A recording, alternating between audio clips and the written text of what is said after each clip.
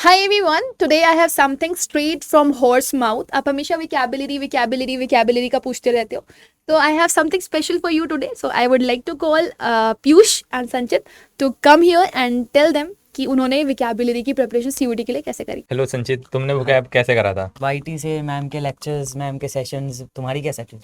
मेरा तो जो तुमने करा मैंने भी वो करा, लेकिन जो मैम ने जो बुक लॉन्च करी थी वो कैब वॉल्ट, वो ज़्यादा मेरे लिए बहुत ज़्यादा हेल्पफुल रही, क्योंकि वो जून में लॉन्च हो गई थी।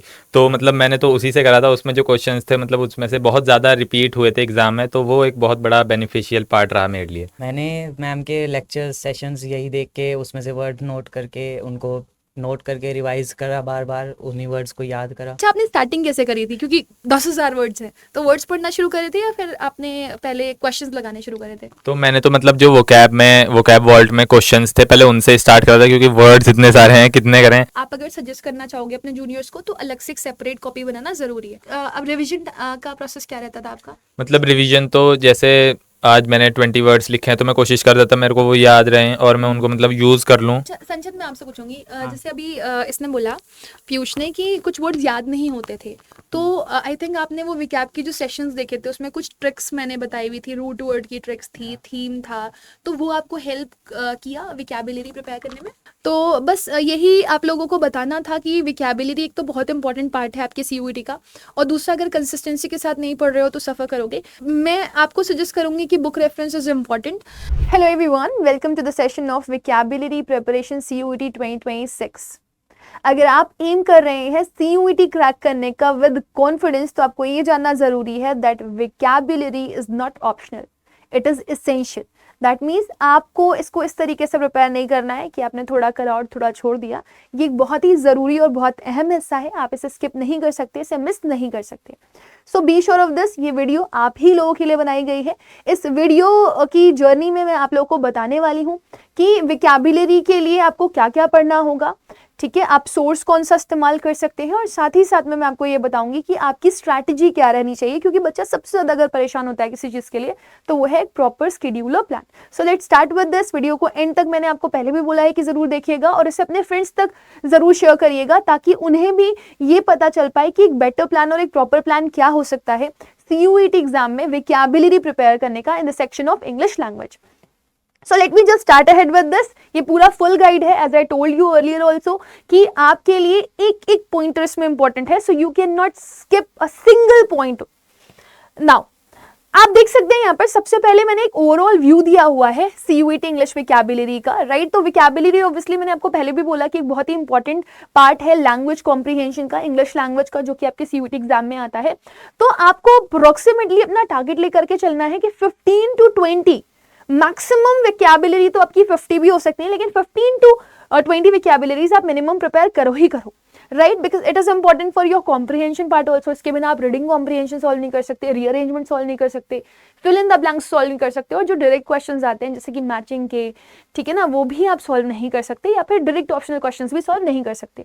तो आपको ये जरूरी है for comprehension part, understanding part, word का यूजेज वाला पार्ट। फिर ग्रामर बेस्ड क्वेश्चंस में भी अगर आपको विकैबुलरी नहीं आती है तो आप समझ ही नहीं पाएंगे कि क्वेश्चन कह क्या रहा है, और डायरेक्ट विकैब क्वेश्चंस तो इंपॉर्टेंट होते ही होते हैं, राइट? नाउ अब द क्वेश्चन इज, बच्चे हमेशा पूछते हैं कि मैम मुझे ये बता दीजिए कि हमारे विकैबुलरी में आता क्या क्या है।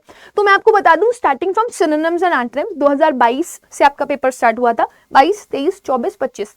Synonym antonym are like very much consistent, ये तो आपके एग्जाम में आया ही आया है, और जैसे जैसे एग्जाम का लेवल बढ़ रहा है, जैसे जैसे एग्जाम का साल बढ़ रहा है, वैसे वैसे विकैबुलरी को भी एडवांस कर रहे हैं। जैसे अगर मैं चारों साल को कंपेयर करूं तो सबसे ज्यादा एडवांस विकैबुलरी आपके 2025 में आई है, और इसका नंबर भी ज्यादा था, क्योंकि 25 के एग्जामिनेशन में आपके पास 50 में से 40 क्वेश्चन करना ऑप्शन नहीं था, आप 10 क्वेश्चन छोड़ सकते थे, ऐसा ऑप्शन आपका 2025 में नहीं था। आपको 50 के 50 क्वेश्चन करना कंपल्सरी थे, तो छोड़ना भी गुनाह हो जाता है और फिर करना भी गुनाह हो जाता है अगर वो गलत होता है तो अगर आप छोड़ोगे तो 5 मार्क्स आपके वैसे ही चले जाने, और अगर आप करते हो और करके गलत करते हो तो आपके 5 मार्क्स तो जा ही रहे हैं, और जो आपने गेन किए थे उसमें से भी पर क्वेश्चन आपके 1 मार्क्स जा रहे हैं। तो synonym antonym similar meaning words होते हैं, एंटोनिम्स आपके ऑपोजिट वर्ड्स होते हैं, विलोम शब्द जिन्हें बोलते हो। फिर एक मुहावरे और कहावतें, इडियम फ्रेजेस आ जाता है, जिसके फिक्स्ड एक्सप्रेशन, फिगरेटिव मीनिंग्स पूछ ली जाती हैं। जैसे मैंने बोल दिया, अब पछतावे होत क्या जब चिड़िया चुग गई खेत, ऊँट के मुंह में जीरा, है ना, बंदरिया क्या जाने अदरक का स्वाद। सो दे कम इन इंग्लिश, है ना, इंग्लिश में ये पूछे जाते हैं आपसे और इंग्लिश के लिए बहुत ही इंपॉर्टेंट हो जाते हैं, जैसे cry over spilt milk, right, या फिर मैंने बोल दिया फेदर इन वंस नेस्ट, इस तरह के क्वेश्चंस आपसे पूछे जाते हैं। फिर आता है वन वर्ड सब्स्टिट्यूशन, जिसको आप बोलते हो बहुत सारे शब्दों के लिए एक शब्द, तो जो कभी ना मरे वो अमर, है ना, एक ऐसा दोस्त आपका जो एक्चुअली आपके गलत कामों में आपका साथ दे, उसको क्या बोलते हैं, अकम्प्लिस। सो इस तरह के क्वेश्चन आपके एग्जाम्स में पूछे जाते हैं। फिर आती है फ्रेजल वर्ब, ये बहुत बहुत बहुत बहुत ज्यादा इंपॉर्टेंट है, 22, 23, 24, 25 कंसिस्टेंट रही है। इडियम फ्रेजेस आपके एग्जाम में भी कंसिस्टेंट ही रहे हैं, 22, 23, 24, 25 में अगर मैं पूछूं तो चारों ही साल आए हैं, बट वन वर्ड सब्स्टिट्यूशन ना आपका 2024 के पेपर में बहुत इक्का दुक्का क्वेश्चन ही आया था, बहुत कम आए थे। वहीं अगर आप फॉरेन वर्ड्स को देखेंगे तो ये सिर्फ 2023 में ही आए, बहुत इंपॉर्टेंट है। आप पूछेंगे फॉरेन वर्ड्स क्या होते हैं, तो फॉरेन वर्ड्स आपके वो वर्ड्स जो आपकी नॉर्मल इंग्लिश में आपको यूज होते हुए दिखाई नहीं देते हैं, जैसे कि मैंने बोल दिया कार्पेडियम, है ना, या फिर मैंने बोल दिया डेजावू, ऐसे ही मैंने बोल दिया आपको एक वर्ड बोनाफाइड। तो इसमें से बहुत सारे वर्ड्स आपको लगेगा ये तो मैंने कभी सुने ही नहीं है, ये क्या हो सकते हैं, ठीक है, तो इनके मीनिंग्स आपसे पूछे जाते हैं जो लीगल टर्म्स में, न्यूज़पेपर में या हाई क्लास इंग्लिश में इनको यूज किया जाता है professionally. Phrasal verb is the combination of verb plus preposition, है ना, जैसे आपका लुक का मतलब देखना होता है, लेकिन लुक इनटू का मतलब होता है इन्वेस्टिगेट करना, लुक आफ्टर का मतलब होता है देखभाल करना। अब लुक आफ्टर की तरह आपसे आस्क का मतलब पूछना है, लेकिन आस्क आफ्टर का मतलब है आप हालचाल ले रहे हो किसी का, राइट। तो इस तरीके से फ्रेजल वर्ब्स आती हैं और ये बहुत सारी हैं, लेकिन कुछ इंपॉर्टेंट है जो आपके एग्जाम में पूछी जाती है और वो मैंने स्पेसिफिकली एक सोर्स में मेंशन करी हुई है, तो मैं अभी आपको बता दूंगी। होमोनिम्स होमोफोन्स भी बहुत इंपॉर्टेंट है, आपके एग्जाम्स में पूछे जाते हैं। होमोनिम्स सेम नेम वाले वर्ड्स, ठीक है ना, जैसे बैट बैट, एक बैट का मतलब चमगादड़ होता है और एक बैट का मतलब होता है बैट बल्ले वाला बैट। होमोफोन्स क्या होते हैं, जिनकी साउंड सेम होती है, जैसे कि सी, SEAC भी होता है, SEEC भी होता है, तो एक सी का मतलब समुद्र होता है और दूसरे सी का मतलब देखना होता है। तो ये कंटेंट है आपका जो कि आपकी विकैबुलरी में आएगा ही आएगा और हर बच्चे को पता होना चाहिए ना।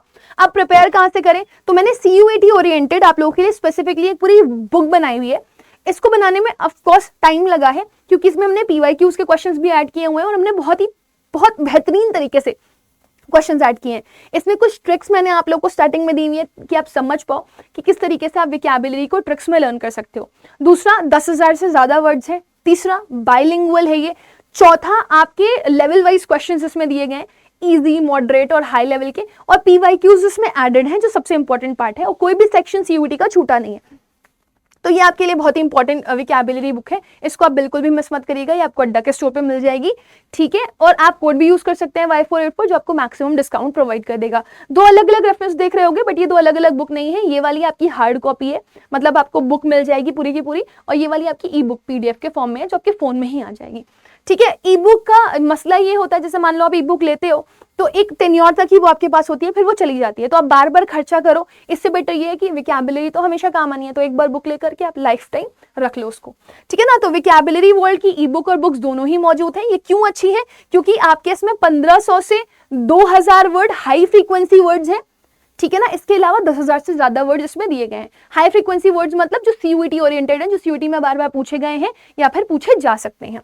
अच्छा, अब थोड़ा सा और आगे बढ़ते हैं और थोड़ी सी स्ट्रैटेजी के ऊपर डिस्कशन कर लेते हैं। देखो, विकैबुलरी के लिए अगर आप स्टार्टिंग से टाइम नहीं दे रहे हो बेटा तो सफर करोगे। अभी भी आप देख सकते हो कुछ बच्चे आते हैं, बोलते हैं मैंने 11 से ही शुरू कर दिया था, तो आप ऑब्वियसली वापस 11th में तो नहीं जा सकते शुरू करने के लिए, तो आप लोग को अभी शुरू करना है।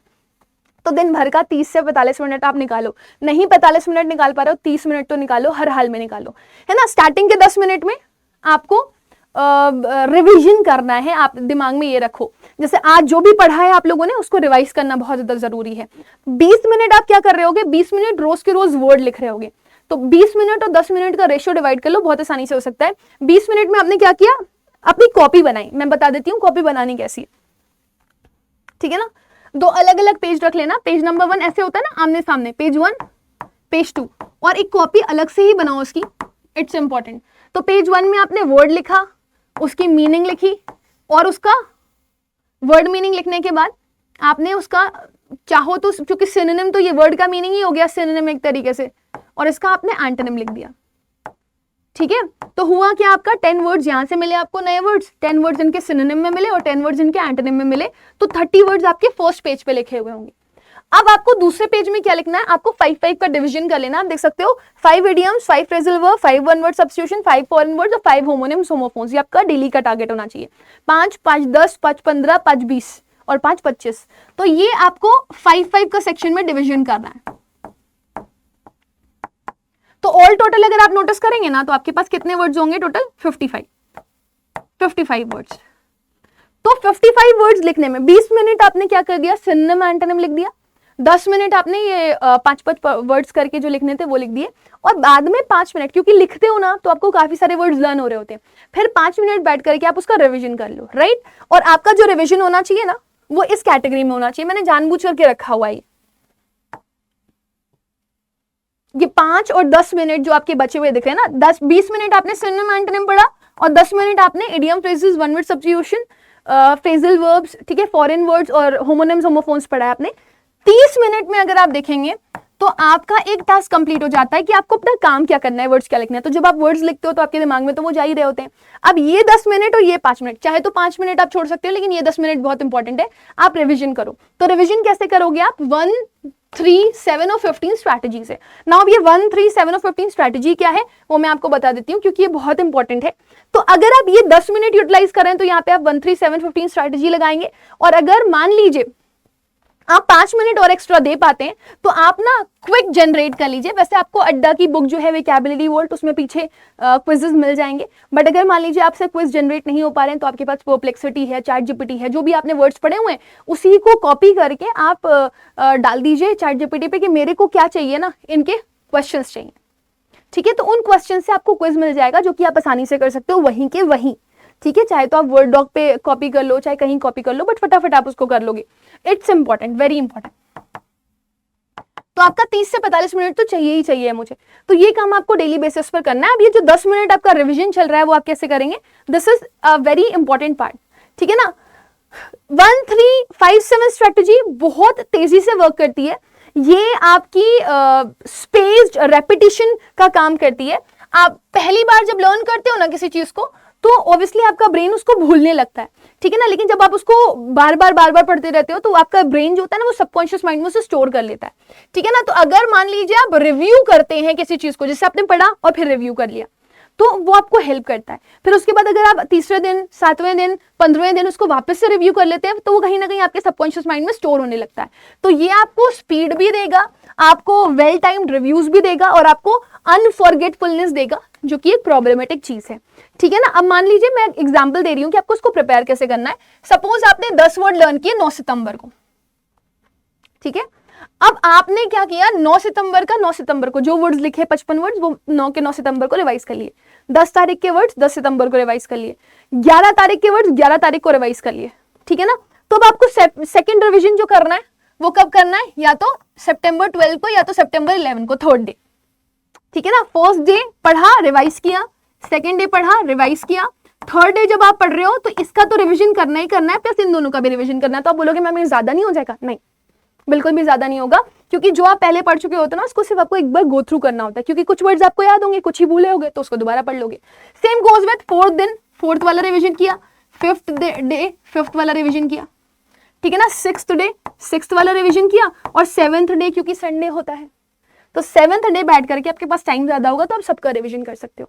चाहे तो चैट जीपीटी और परप्लेक्सिटी से क्विज बनवा करके वही जो आपने वर्ड्स पढ़े हुए उनको यूटिलाइज कर लो। तो ये आपका first day, third day, 7th day और 15 डे का जो रिवीजन है वो बहुत स्ट्रांग होना चाहिए कि आपको कोई रोक ना पाए, राइट। तो ये आपको करना ही करना है। प्लस बहुत इंपॉर्टेंट है रिविजन करना, वीक वोकैबुलरी रिविजन करना, जो कि आप 7th डे करोगे, ठीक है ना। प्रैक्टिस क्वेश्चंस करना भी बहुत ज्यादा जरूरी है। तो जब आप वीक का रिवीजन कर रहे होंगे तो आप, मैंने जैसा कि बोला, चैट जीपीटी और परप्लेक्सिटी से क्वेश्चंस निकाल लेंगे 30 to 50 जिनको आप सॉल्व करेंगे। अलग से टाइम आप निकाल सकते हो, उसमें आपको कुछ नया नहीं पढ़ना है, ठीक है ना। 7th डे में आपको कुछ नया नहीं पढ़ना है, 7th डे बैठ करके सिर्फ रिविजन करना है जो भी पढ़ा हुआ है आपने। फिर उसके बाद आप जिस दिन संडे को बैठे होगे 7th डे वीक डे में, तो आप ना एक एडिटोरियल पढ़ना, चाहे वो हाफ एन आवर पढ़ो आप, चाहे वो आप 1 आवर पढ़ो, ये आपकी मर्जी है, बट आपने एक्स्ट्रा टाइम निकालना है वोकैबुलरी के लिए, ठीक है ना। उसमें से 10 नए वर्ड्स जो भी आपको मिल जाए आप उसे नोट कर लो अपनी कॉपी में। रटने के लिए नहीं बोल रही हूँ, नोट करने के लिए बोल रही हूँ, ताकि आपको ऐसा लगे कि आपने कुछ नया पढ़ा है, ठीक है ना। अब कुछ बच्चे बोलते हैं कि मैम मुझे लर्न नहीं होती वोकैबुलरी, तो उसके लिए ट्रिक्स हैं। सबसे पहले ट्रिक है आपकी रूट वर्ड, है ना। रूट वर्ड जैसे कि मैंने आपको एक वर्ड दे दिया साइड, तो सुसाइड, पेट्रिसाइड, मेट्रिसाइड बन जाता है। मैंने दे दिया क्रेसी जिसका मतलब होता है रूलिंग, तो आपका ब्यूरोक्रेसी, ऑटोक्रेसी, है ना, टायरेंटोक्रेसी बन जाता है। सिमिलरली सेकंड आपकी टेक्निक रहती है फ्लैश कार्ड। ये आपको एक साथ बहुत सारे वर्ड्स लर्न करने में मदद करते हैं। अब कुछ बच्चे बोलते हैं मैम कुछ इतने टफ वर्ड्स होते हैं मुझे याद ही नहीं होते, तो फ्लैश कार्ड हेल्प करेगा आपको। फ्लैश कार्ड होता क्या है, आपके पास ना एक छोटा सा कार्ड है, वो मिल जाते हैं मार्केट में, आपने यहाँ पर एक वर्ड लिखा जो भी टफ वाला था, सपोज आपका वर्ड था कैंडिड, और इसके पीछे आपने इसका मीनिंग लिख लिया। तो जो वर्ड आपको लग रहा है कि आपके लिए टफ है, आपको याद नहीं हो रहा, आप फ्लैश कार्ड का यूज कर लो, इट डिपेंड्स ऑन यू। तीसरा, कॉन्टेक्सचुअल लर्निंग बहुत इंपॉर्टेंट है। जो भी वर्ड्स आप पढ़ रहे हो उसको कोशिश करो कि आप अपनी लाइफ में कोरिलेट करके बार बार बोलो। जैसे कोई सीधा साधा सा इंसान होता है ना, कहते हैं बड़ा सिंपल है, बड़ा सिंपल है, बड़ा सिंपल है, मत बोलो, बोलो गुलिबल है, गुलिबल है, गुलिबल है। सिगेशियस है, इंटेलिजेंट को बोलते हैं सिगेशियस है, सिगेशियस है। बेवकूफ को स्टूपिड बोलते हो, मत बोलो, बोलो मोरॉन है, मोरॉन है, तू मोरॉन है। तो इस तरीके से आपको वर्ड्स याद हो जाएंगे, ठीक है। डेली रिविजन इज इंपॉर्टेंट, जैसे स्पेस रेपिटेशन बोलते हो, अभी बोला है ना। और वोकैबुलरी के लिए नोटबुक इज मस्ट। और जब आप नोटबुक बनाओगे ना, तो वर्ड, मीनिंग, सिनोनिम, एंटोनिम इस तरीके से लिखो, and meaning should be there in Hindi और in your language. Example sentences अगर बना लोगे तो बहुत अच्छा है। ये आपका एक्स्ट्रा टास्क है कि आपको लगता है कि आप सेंटेंस बनाओ तो आपको ज्यादा अच्छे से समझ में आएगा, तो फिर आप सेंटेंस भी बना सकते हो सबसे रिलेटेड, चाहे वो फ्रेजल वर्ब हो, चाहे वो इडियम हो, चाहे वन वर्ड सब्स्टिट्यूशन हो। थोड़ा एक्स्ट्रा टाइम लगेगा, बट वो 1 घंटा कंज्यूम कर लेगा, उससे ज्यादा आपको नहीं देना, ठीक है। अच्छा, 1 महीने का भी प्लान बना करके चलो। आपका टारगेट होना चाहिए फर्स्ट वीक में आपको 300 वर्ड लर्न हो जाए। 55 × 6 कर लो, ठीक है ना, कितना हो जाएगा अप्रोक्सीमेटली 330।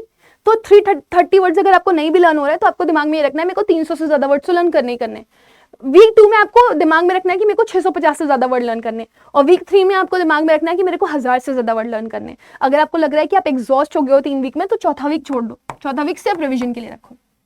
आप ऐसे इमेजिन करो सितंबर में हो, सितंबर, अक्टूबर, नवंबर, दिसंबर, जनवरी, फरवरी, मार्च, ठीक है ना, अप्रैल, और लास्ट आ गया आपका मई। मई में तो पेपर ही हो जाता है, ठीक है ना। अगर आप पर मंथ 1000 वर्ड भी लर्न कर रहे हो, 1000, 2000, 3000, 4000, 5000, 6000, 7000, 8000, अभी भी आपके पास टाइम है कि आप 8000 वर्ड लर्न कर लो। और कुछ वर्ड्स तो ऐसे होते हैं जो सिनोनिम्स, एंटोनिम्स में आपको रेपिटेशन मैनर में मिल जाते हैं, रेपिटेटिव मैनर।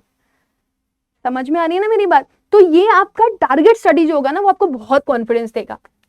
बहुत बहुत मेहनत से मैंने एक एक चीज आपके लिए बनाई है बेटा, स्पेसिफिकेशन करके कि कैसे कैसे आप पढ़ सकते हो। नाउ प्रैक्टिस और रिसोर्सेज की बात बताऊं, देखो हो सकता है कि जब आप मॉक टेस्ट करो, पीवाईक्यूज करो, आपको लगे कि कुछ ऐसा वर्ड है जो मेरे से मिस हो रहा है, तो वो जो नया वर्ड वहां पे आप सीख रहे हो उसको आपको अपनी डायरी में नोट डाउन करना है कि ये मॉक टेस्ट में आया था, ये पीवाईक्यू में आया था। तो सीयूईटी के PYQs, previous year questions use करो, अड्डा बुक के प्रैक्टिस सेट्स यूज कर सकते हो आप, जो वोकैबुलरी वर्ल्ड में ही मिल जाएगा, जो संडे संडे मैंने आपको बोला है करने के लिए, plus vocabulary section vocabulary world में भी आपको मिल जाएगा। तो आप चाहो तो उसका भी इस्तेमाल कर सकते हो या मॉक टेस्ट का इस्तेमाल कर सकते हो। तो आपके पास 4 ऑप्शन हैं, पीवाईक्यूज यूज करिए, अड्डा की लैंग्वेज की बुक यूज कर लीजिए, तीसरा वोकैबुलरी वर्ल्ड के पीछे वाले क्वेश्चंस यूज कर लीजिए जो आपके इजी, मॉडरेट और हार्ड लेवल के हैं, और लास्ट में सैम्पल पेपर्स यूज करिए। तो इसमें ना आपको कॉन्फिडेंस आएगा, जो आप पढ़ रहे हो उनसे वर्ड्स मिल जाते हैं तो डबल रेपिटेशन हो रहा है, जो आप स्पेसिफिकली अप्रैल मई के टाइम में करोगे, है ना। और अगर आपको लग रहा है कि आपके पास कुछ नया आ रहा है तो उनको आप अपनी कॉपी में नोट कर लो। तो ये करना कब है आपको, ये आपके संडेज में यूज होगा या फिर अप्रैल मई वाले टाइम में। आप खुद देखना अप्रैल मई तक आते आते आपके पास इतने वर्ड्स तैयार हो जाएंगे ना कि आपको सिर्फ रिविजन करना हो रहा होगा। आप अगर 5000 भी अपने वर्ड्स तैयार करके चले जाते हो ना सीयूईटी एग्जाम के लिए, तो वो मोर देन सफिशिएंट होते हैं। अब कुछ फाइनल टिप्स देना चाहूंगी। हर बच्चा जो 55 वर्ड नहीं लर्न कर पा रहा है बेटा, कोशिश करो 15 से 20 वर्ड डेली नए याद करो ही करो।